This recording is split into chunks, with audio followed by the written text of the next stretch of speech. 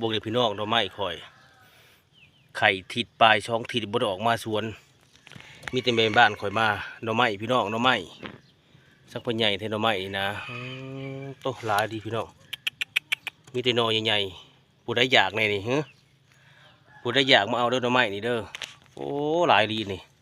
หน่อไม้พี่น้องสะอ่อนเด้ข่อยบ่ได้ออกมา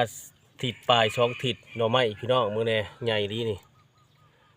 หน่อไม้บ่งข่อยคักกะลีอันนี้มื้อนี้โอ้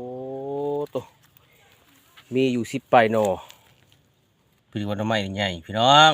หลายแท้หลายว่าฝนตกเนาะฝนตกใหม่หน่อไม้ก็ขึ้นมื้อนี้หามีได้น้อยใหญ่ผู้ใดแน่อยากนี่ผู้ใดอยากออกมาแกงเด้ออยู่สวนข่อยพี่เด้อหลายดีหน่อไม้นี่ตาสะอ่อนตาสะอ่อนโตมื้อนี้ฮะพี่น้องหน่อมักใหญ่ลายทำถ่าย